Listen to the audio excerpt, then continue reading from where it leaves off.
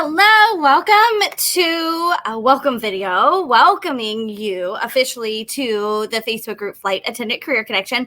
Now, I know you may have found this video on YouTube, and if that's the case, then this is going to first start out as an invitation, inviting you to join the Flight Attendant Career Connection Facebook group. The details are down in the description, but more than likely, you are seeing this video because you are a brand new member of Flight Attendant Career Connection, and I'm so excited that you have found us, decided to join us, and I hope that even though maybe you haven't been here very long, that you've already learned something and found the community to be welcoming and informative and embracing you and your dream to become a flight attendant, because that is what our goal is. Flight Attendant Career Connection is a company that helps aspiring flight attendants reach their goals faster and with less frustration. And we do that through community and encouragement, as well as resources and coaching.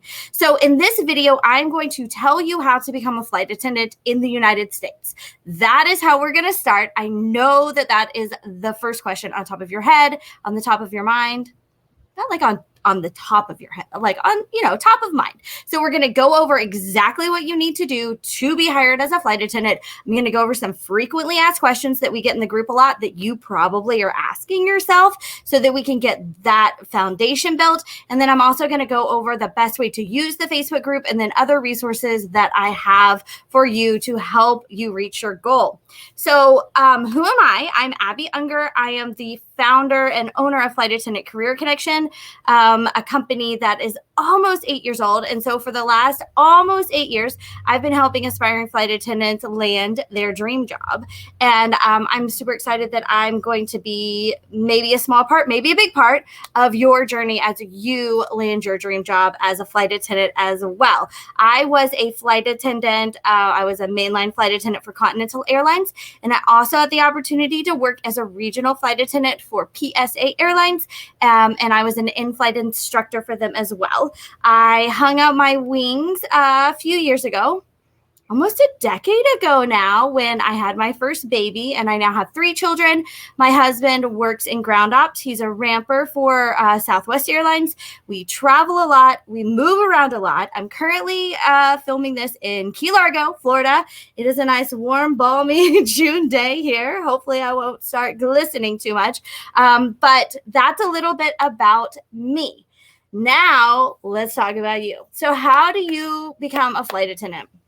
One thing that, before we dive into the actual steps, I would like to discuss current situation of aviation, because there's a lot of confusion. There's a lot of rumors. There's a lot of assumptions. There's probably more assumptions than there are rumors, actually, because the information's pretty easy to access, the accurate information.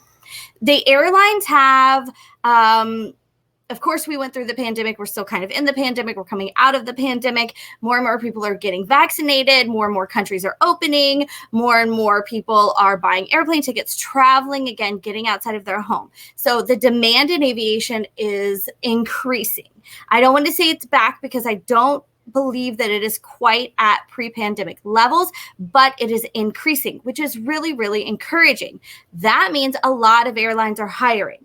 Now, you may be surprised to hear that actually the airlines never stopped hiring flight attendants.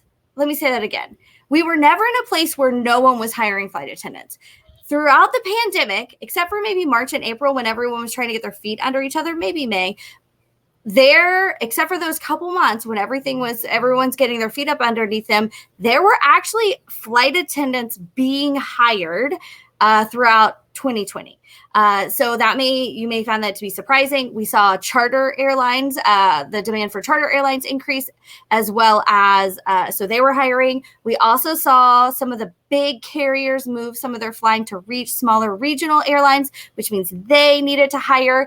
We saw one very long-standing regional, ExpressJet, go out of business, unfortunately, and all of their flying was given to Commute Air. So Commute Air began recruiting and hiring pretty aggressively a year ago, so mid-2020. So even though aviation was really struggling, they needed help from the government.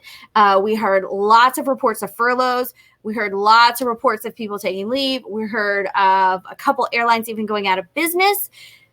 The entire industry was definitely in a dire situation. Even these airlines that were hiring were in a difficult situation and did accept some government funding to help them stay upright throughout the pandemic.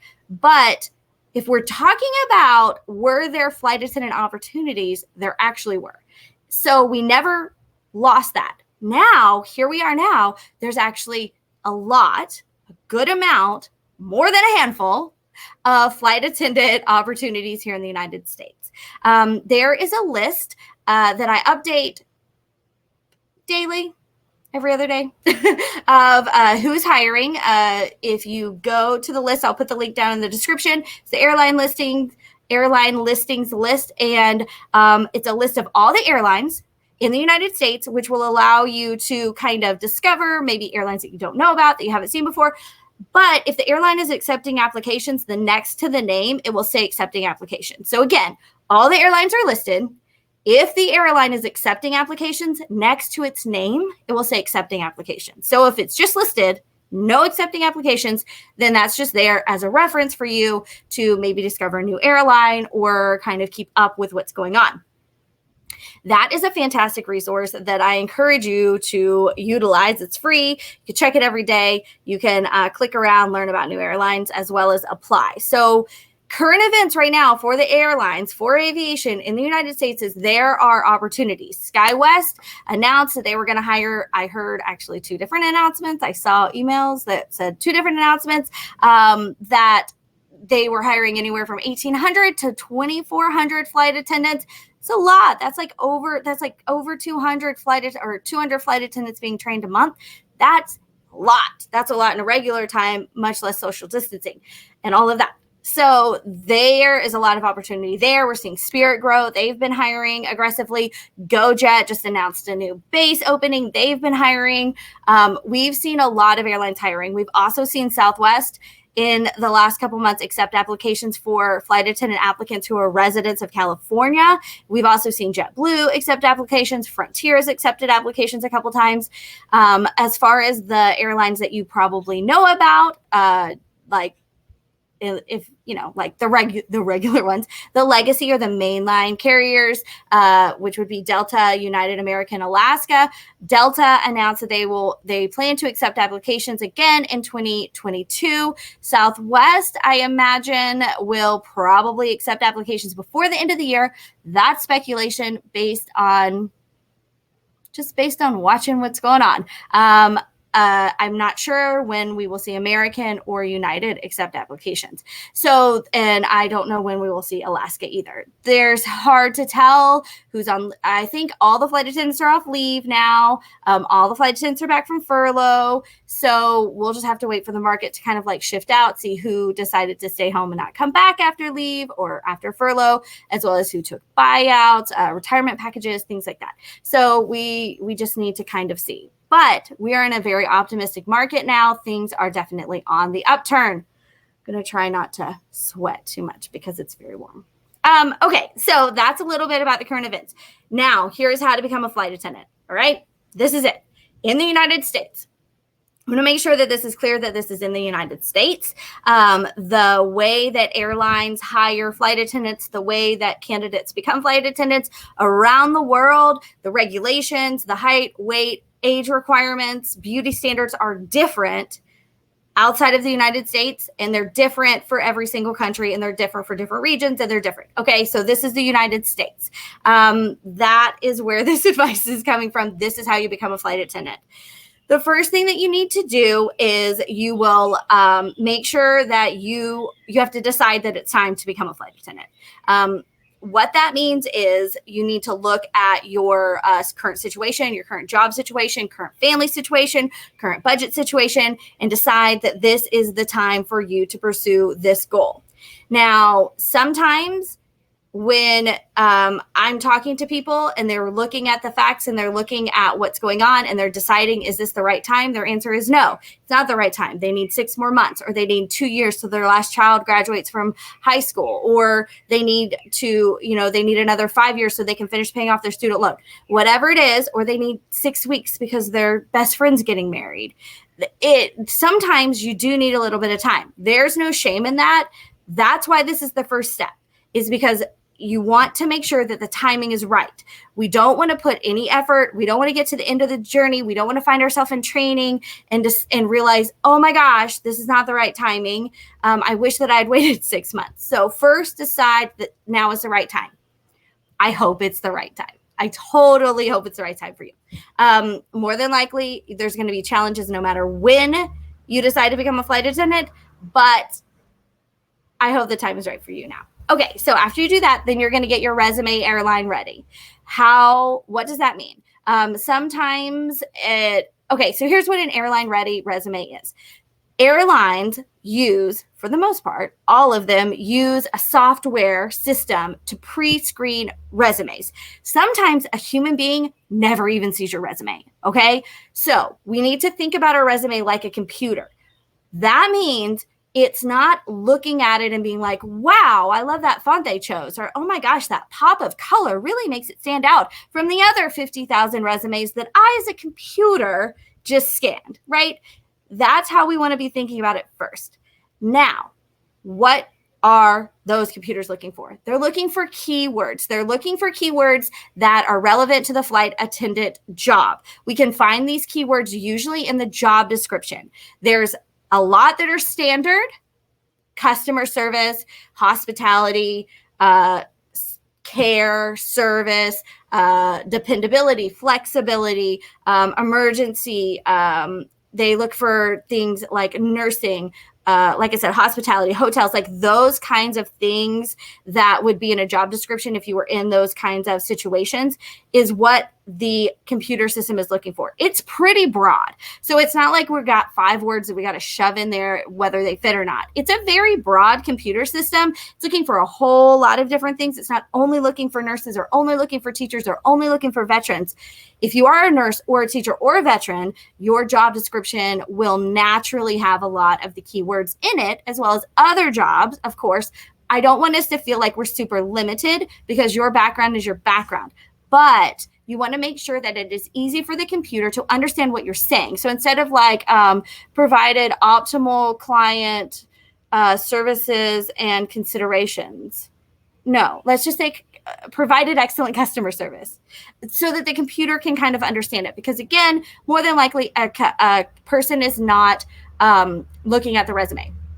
I have several videos on how to do a resume, pretty like long, in-depth ones. So I'm going to link those down below so that you can watch them as you work through setting up your resume. But basically the first step or the second step, first we decide, second we get our resume airline ready. Simple, plain, low bar, lots of keywords, make sure it's accurate. You also want to know the month and the year for all the jobs that you worked. You probably want to go back about 10 years. That's a good rule of thumb. And all the other information's in the video. So I'm not going to reteach it right now. Okay, so you can go access that. That's step 2 is get your resume. Step 3 is to start applying. Okay, so you're going to use the airline listings page that I talked about earlier, and you're going to go to the page and the airlines that you're interested in, you're going to apply to. All of them, all the airlines you're interested in, you can apply to. Honestly, I hope you're interested in all of them. I hope that you're interested in every single airline that's accepting an application and you go ahead and apply. Now, you may be more interested in one over another. Maybe one has better bases based on where you live, or you have a friend who works there, or you just like the way their uniforms look, whatever. You can rank them in order if you want, but I encourage you to apply to everyone who's hiring. There's a couple reasons for this.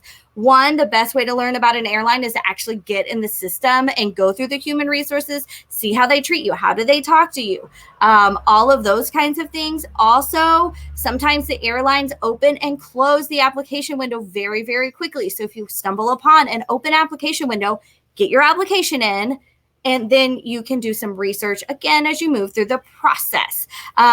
Also, sometimes the process can take a long time. It can take a while. Sometimes it's fast, like a couple weeks. Sometimes it's slow, a couple months. Sometimes it's insanely long, like 2 years. So if you are going to apply to your number one airline and then just wait and twiddle your thumbs for 2 years waiting for Southwest to call you back, I have lots of friends and clients who actually were in a very similar situation to that, applied to Southwest, got hired by a regional airline, flew for 18 months before they went to Southwest training. So they actually filled out the applications within the same week, but were able to fly for 18 months before they found themselves at their dream airline, which is really cool. Not everyone goes on that path. Maybe you love your job and you don't want to do that. But if you're ready to fly, throw some hooks in the water so you can catch as many fish as possible. All right, so that's the next one. Now, in tandem with applying is researching. So what you want to do is, as you're applying, I've already said apply, and then you can do your research. You want to know where they have crew bases. You want to know about their pay, how long is training. You're just going to start researching. So you can research in the Facebook group. There's some information on Glassdoor. I recommend that you don't go to Glassdoor for reviews of an airline, although there's lots of interview information that's valuable there, but not reviews of a company. Nobody who loves a company is on there like writing pages about how much they just love life. It's only people that are mad. So that's another resource is Glassdoor, the Facebook group, YouTube. I have videos on lots of different airlines too. So there's lots of different ways to start researching and preparing. Then you're going to start interviewing. More than likely, if you do what I say and you get your resume airline ready and then you apply to a bunch of airlines, you will get an interview pretty quickly. Sometimes there's an assessment in there too, which is like a personality assessment, and may or may not have that depending on the airline. But the next really big step is that interview. So right now, what we're seeing is video interviews. The airlines have been doing video interviews on demand, one-way video interviews for years. The way that they work is you get an invitation, you do it on demand. That means whenever you are ready, it's not scheduled, and you click the button, a little thingy pops up, and you're recording yourself video recording, making a movie. No, video recording yourself answering the questions. There's no person on the other side. There's usually 3 to 7 questions depending on the airline. The question pops up. Think about it, click record. You're like, one time when I was at band camp, and then you continue on with your star format answer. I'm sorry if that offended anyone. And I'm sorry if you don't get the joke either. Okay, moving on. All right, so that is the next step is the interview. Usually it's a one-way video interview. Now, for some airlines, that's the last step. SkyWest, that's the last step. You do your 7 interview questions. You either get the job or don't based on that. Most airlines, though, do have another step. They want to actually talk to you.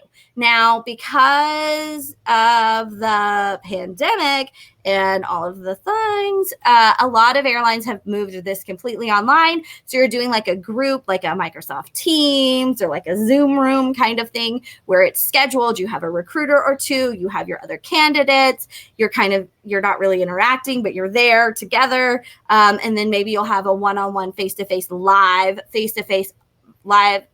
virtual face-to-face. That is happening a lot. Frontier is doing open houses though. So they're invitation only, where you can apply to Frontier and be invited to come to an open house at, like you would imagine. You go, it's a group interview. Everyone answers a question. We have some face-to-face interviews, you and a recruiter, one-on-one in person. They are requiring that you're either vaccinated or have a negative COVID test. Of course, all the details are in the invitation. And then also SkyWest is going back to open houses. This is how they hired before the pandemic. They didn't do videos. They did, hey, we're coming to Omaha and Wichita and Timbuktu. And if you want to come to the Holiday Inn and interview, please come. So they're kind of back to that. The information's on their website as to where they're going to be and when they're going to be there. So if you are nervous about video interviews, or if you happen to be in a place where an interview is coming through town, I suggest you go as long as you feel comfortable. Hopefully you do, since you want to be a flight attendant and you're going to be on an airplane with a bunch of people. So hopefully you would feel comfortable going to a hotel ballroom. One thing I want to make note of, there has been this freakishly large increase of scammers putting fake job listings on Facebook or other random places, and people are getting scammed, their information stolen. I feel like every week now in the Facebook group, someone has a screenshot and says, is this legit? Is this really Delta? Is this real? The only way to apply for an airline job to be a flight attendant. The only way is on that airline's company website. So you can go to my list, and but you're not applying through my website. You will click and it will take you to JetBlue.com, Southwest.com, whatever, Republic, it's like RJC or something.com, and you will apply there. You are not applying through Facebook. You're not applying through Facebook Marketplace, Craigslist, whatever else kind of shenanigans, OnlyFans, whatever it's called. You're not going to apply through any of those kinds of things. You're only going to apply through the airline's website. Now, once you apply, there could be a chance that you would get an email as well as a text message with the same information. So you may get an email that says, hey, we love you, do the video interview. And you may get a text message that says, hey, we want to let you know we invited you to do a video interview. But see how they match? And you applied through the website, so you know that you have an active application with that airline. But if you are just on Marketplace or something like that, no. Don't give out your information. Please don't give out your information. Don't go anywhere. Don't go to a hotel. Don't send anybody photos. Please don't do anything like that. It's one thing to get scammed. That can be embarrassing. It's another thing to get kidnapped. Like, some scary stuff can happen. So just be very, very careful and just go through the airline's websites. Okay. Oh, I got a little impassionate there. That also, I would like to piggyback on that no special training is needed to be hired as a flight attendant. You do need training to be a flight attendant, but guess who trains you? Your airline, for free. So do not go to a school. You will also see sometimes on LinkedIn, you will see like different companies who say they have an airline listing, or they have a flight attendant job listing, and then they'll train you and help you get hired. No, it is a waste of money. It is not helpful. And it can actually be a hindrance to you when you go to training, because you've already learned everything one way and you have to learn it a different way. And that can be very difficult, and training's already difficult enough. This is the steps. Decide you're ready, do your resume, apply, then interview, then get hired and go to training. Okay. So the training is the last step to becoming a flight attendant. Your airline will train you. There's different ways that airlines do training. Some of them pay for training, pay you during training. You never pay for training. Some of them will pay you during training. Some of them provide housing and lodging and no food. So housing and lodging, and that's the same thing, lodging and food. Some provide lodging, food, and per diem. Some provide lodging and per diem. Like, it's all kind of like a little bit different. But in general, they're going to take care of where you're going to live, and then they're going to give you a resource that allows you to eat, whether they're providing the food or they're giving you a little bit of money to help you buy food. That's pretty general and pretty standard as far as the lowest bar. And that's how you do it. That's how you become a flight attendant in the United States. You decide, you resume, you apply, you interview, you train. Easy, right? It's actually not that easy. It's simple, but it's not easy. There's a lot of competition. There are a good number of opportunities right now, but one number that is kind of touted a lot is Delta. They will have, in the past, they've had anywhere from 250 to 500 job openings, flight attendant openings a year, with close to 500,000 people applying. So, 250 jobs, 500,000 applications. The competition is intense. That's just one airline. That's just one example. But we have more options. We have more airlines than just those 250. And in fact, Delta doesn't have any right now. I'm just using them as an example because I want you to know that there is a lot of competition. So you do have to be prepared for those interviews. You have to have your resume ready. You have to be prepared. You have to be researched. You have to be ready. But there are still opportunities. And if you know in your heart you're going to be an excellent flight attendant, then there's definitely a place for you. I don't want the competition to scare you away. I don't want the fact that this is a competitive industry to scare you away, because that doesn't matter. We don't know anything about those other people. We don't know about those other 500,000 people. 250 people got hired, right? There's no reason why you can't be one of them, especially if you know in your heart, this is what is next for me. This is what I want to do. This is what I'm going to be good at. This is where I can make a difference in the world. This is where I can impact and touch the most number of people, this is where I can find and build the life that I'm imagining, then there is no reason why there is not a spot for you. I truly, truly believe that. So all you have to do is make sure that you're following the steps and that you actually apply, you actually prepare, you actually interview, and then you go to training and you nail it. And then you can post a picture of your graduation on the Facebook group, and we will all cheer for you, because there's nothing more exciting than graduating from flight attendant training. I still remember exactly how it feels. And every time I see a photo of someone with their shiny new wings, I'm like transported, and I know how it feels, and it is amazing. And that accomplishment, it is hard to get there, but it is doable. And when you do it, it's so worth it. It's amazing. It's amazing. Okay, so that's how you become a flight attendant. Let's talk about flight attendant frequently asked questions. How do you find out who's hiring? I already said it a couple times. You go to the listing on my website. Next, is there an age limit for flight attendants? No, not in the United States. In the United States, there is no topped out limit. Some airlines hire at 18, some airlines hire at 19, some airlines hire at 20, and then all the rest will hire at 21. But there is no top out. And this is not lip service. They don't say, oh, it's illegal, we can't not hire 60-year-olds, but we're not going to. That's not the case. If you are 45 to 65 to 70, if you are 45 to 60, you will probably not be the oldest person in your class. If you're 60 to 70, you might be the oldest person in your class, but you're not going to be the only person that is above 22 in your class. So the airlines will hire stay-at-home moms coming back into the workforce, teachers who are ready to retire, people coming out of the military, burnout nurses, people who work in finance and are just ready to get outside of the cubicle.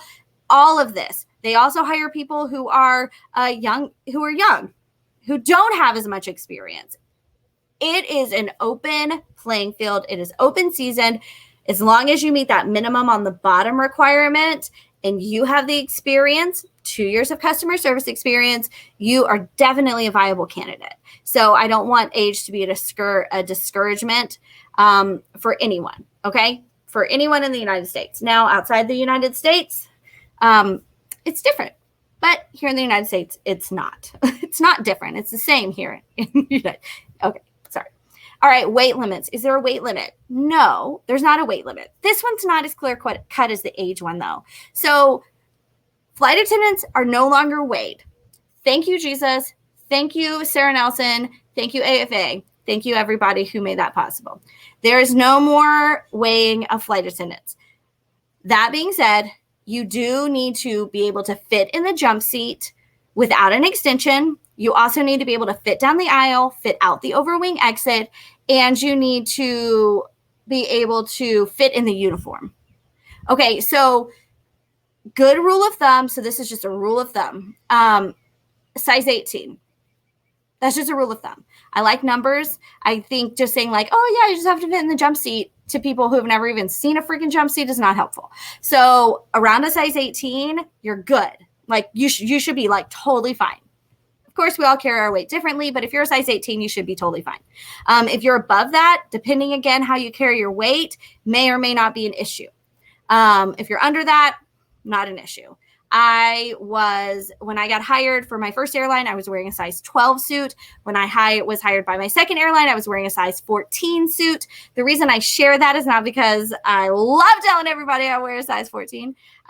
I share that because I want you to know that, again, it's not just like, oh yeah, they don't weigh you anymore, but they only hire thin people. No, as long as you can fit these requirements, you again are a viable candidate. Okay. It's not about that. If you're not being successful, it's not about your size. Now, one airline I want to mention, Endeavor Airlines has a little bit of a different protocol or standard. They need you to not be wider than their jump seat when you sit on it. So in their job description, there's an inches thing, which I can't remember off the top of my head, but it's like your booty can't be wider than this when you sit down. So I actually measured my booty a year ago because I wanted the number so that I could see, so that like for comparison reasons. And I actually had about an inch and a half left over. And again, not a thin girl. I'm not smaller than I was when I got hired. And so for the most part, again, size 16 to size 18, you should be fine, even with that standard. I do encourage you, if you're going to apply to Endeavor, though, to sit on a tape measure and measure the width of your booty so that because they will check. They have you sit on. I don't think they just measure. I don't know how they check, but they do. Okay, so just know your numbers. Know your numbers. And you know what? If you don't qualify because for some reason your rear end is wider, then they're not your airline. Don't waste your time. Move on to the airline that wants you and all of you. Okay, that's about weight. Now let's talk about tattoos. Tattoos, super hot topic right now, right? So aviation is very conservative. It's conservative, it's classic, it's professional. Airlines serve people from around the world, all different cultures, all different backgrounds, different levels of different standards of professionalism, different, right? So for a long time, we have seen airlines be very, very, very, very strict on tattoos. We've never, until recently, we had never seen an airline allow a visible tattoo. Some airlines didn't allow any tattoos. Some airlines didn't allow tattoos from your shoulder to your fingers, from your thigh to your toe, from your collarbone to your forehead. Some were that strict. Some just said, make sure it's covered. I don't want to see it. But I have good news. So last year, 2019, in the last uniform rollout for Alaska Airlines, they changed the uniform guidelines and they allow visible tattoos up to the size of a credit card. Nice, right? So if you've got that little wrist tattoo, you're good. Now, no one else had done that. We just, last week, United announced that they are going to be doing a new uniform guideline that's going to be more inclusive. And they sort of alluded to the fact that maybe nose rings would be okay, maybe different hairstyles would be okay, maybe earrings on males would be okay, and maybe tattoos would be okay. We haven't seen any actual guidelines yet. I haven't seen any actual guidelines yet. I don't know that any have been rolled out, but that is encouraging. Neither Alaska nor United are hiring at the moment, though. So that's just to be known. That being said, if you have a tattoo that can be covered while in uniform, long sleeves, long pants, button up, shirt, watch, scarf, all of those kinds of things, those are uniform pieces. If those can cover your tattoos, you are good. You're good. Okay, you're good. If that is not the case, maybe you have one behind your ear, or you have one that peeks up or pops out or is on your finger or something like that, then you are in a more difficult situation. Some airlines do allow you to cover with makeup or a Band-Aid. Okay, so if you have a little thing behind your ear, pop one of those little circle Band-Aids on it, you could be good. Wear your hair down, could be good, depending on the airline. So like I said, if your tattoo can be covered while in uniform, you're good. Make sure it is always covered while you're interviewing, all of those things. But if it's not able to be covered, then that is something you want to be considering and figuring out ways to cover it. Learning how to use the makeup, finding a watch with a bigger band, something like that. Of course, escalated up to possibly even considering getting it removed. I know that it's painful. I know that you probably like your tattoo. And I understand. And I don't make the rules. I'm here just to tell you the truth because, and that's the truth. Okay. So moving on from tattoos, let's talk about drugs. Can flight attendants use drugs? Okay. So here's the reason that this is important to discuss. First of all, as we know, a lot of some states have made recreational marijuana completely legal, recreational. Other states have made medical marijuana legal. There's lots of different standards. You will have a federal Department of Transportation drug test, as well as a federal background check to become a flight attendant. Aviation operates under federal regulations. What does the FAA stand for? Federal Aviation Administration. Federal Aviation Administration. It's federal. So if your state allows recreational marijuana, that's awesome. You are going for a job, though, that falls under federal guidelines, which has not legalized recreational marijuana or pretty much any use of marijuana. Okay, so this is why that's important. You may go to interview day and end up with a drug test that day, end up with a drug test 2 days later, end up with a drug test the next week. I don't know. If you're using recreational marijuana for fun, we're going to have to find something new. I'm sorry. This is again, I don't make the rules. I'm telling you the truth, because if you fail a federal drug test, then for the next 2 years, if you want to go and get a flight attendant job or do anything in the Department of Transportation, you have to tell them you failed one. So we got to prevent failing a drug test, especially a pre-employment drug test. So if you're using recreational marijuana, let's switch to something else or start, running or so. I don't know. You got to stop using it. Now, if it's medical, then I'm going to assume, because it's medical, that you are working with a doctor and that it is treating something. That means you need to have a conversation with your doctor before you stop any treatments that are doctor regulated. And you need to say, hey, I'm not going to be able to use this drug anymore. I can't use this drug. I need to stop. What are my other options? What are some other options for sleeping, for anxiety, for concentration, for whatever it is that marijuana is treating for you? You need to have a discussion with your doctor so that you can figure out a plan to move forward without using marijuana if you want to be a flight attendant. If that is not possible for you, then you're going to have to wait until the federal government catches up. Okay, it just is. Next, that's another drug I want to talk about, though, is stimulants for ADHD.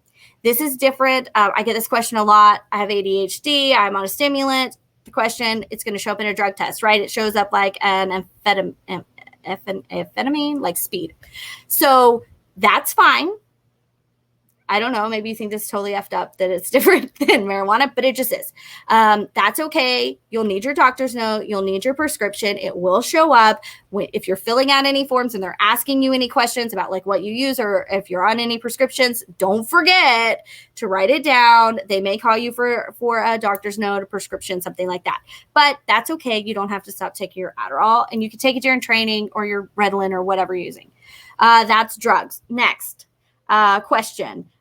Let's talk about, since we're just talking about touchy subjects that everybody gets offended about, let's talk about the coronavirus vaccine. Okay, so COVID-19 vaccine.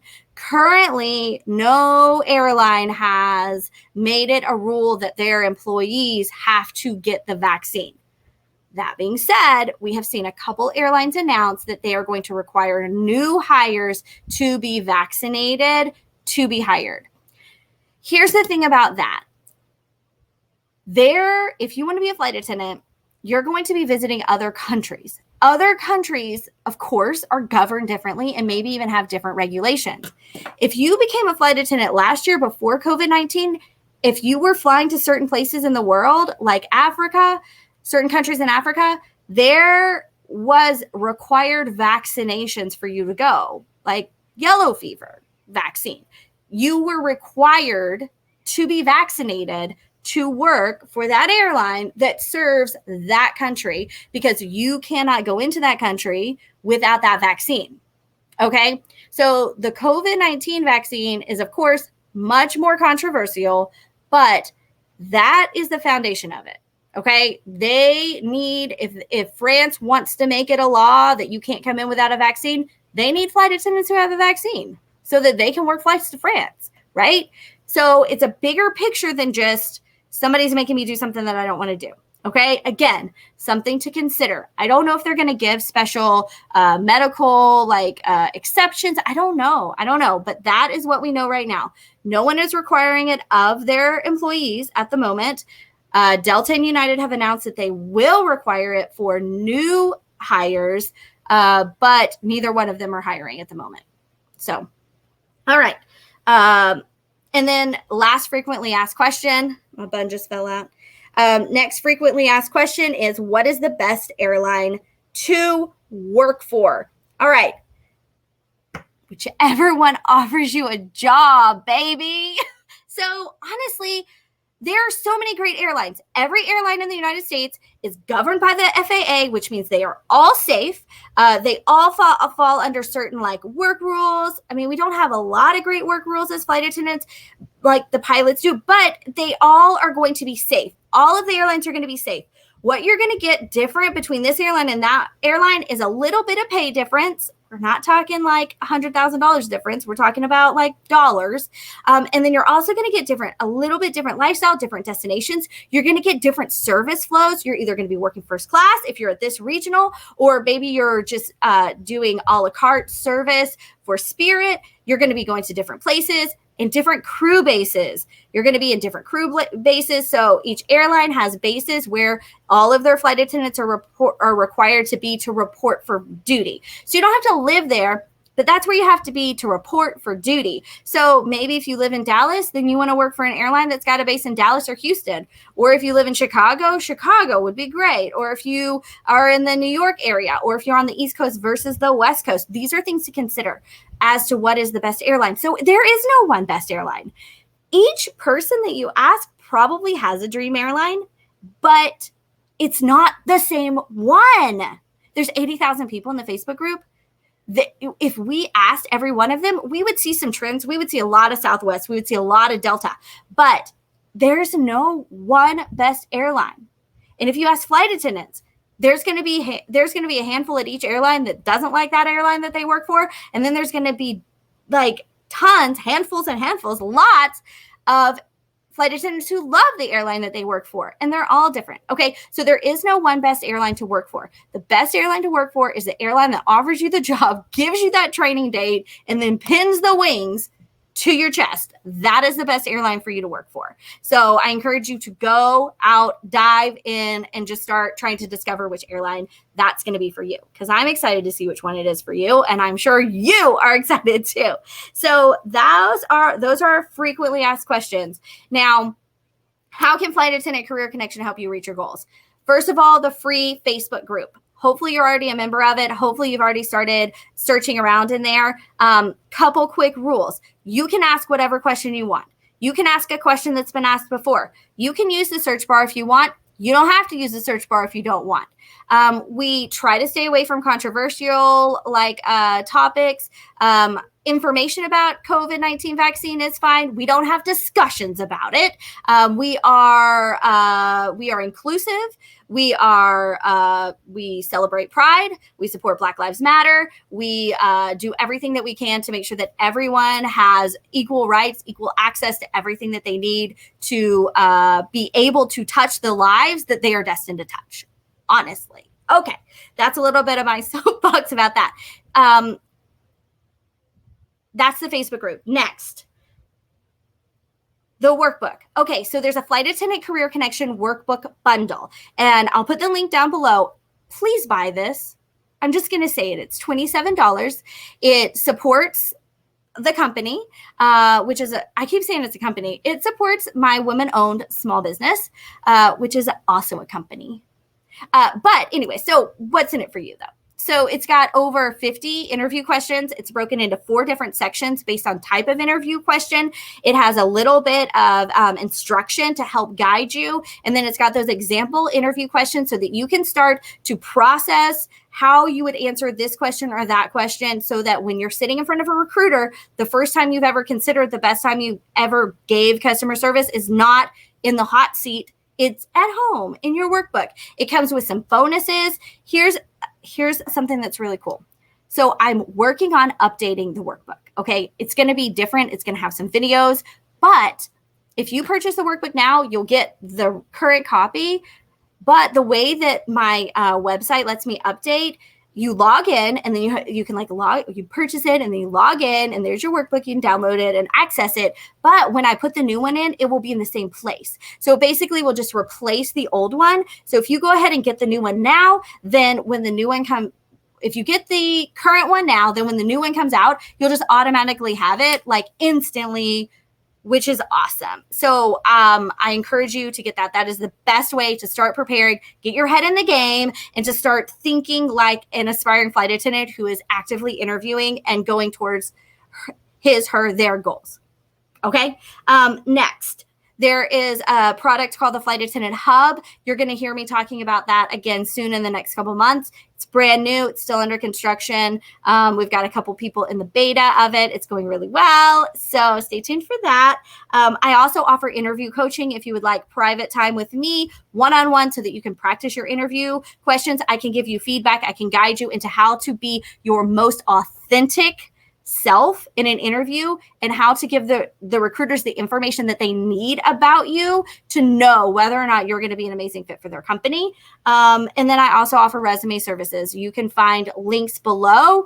The resume services, I do a very limited number of them because they are a little bit work intensive for me, and I want to make sure I serve everyone well. So the information is down below.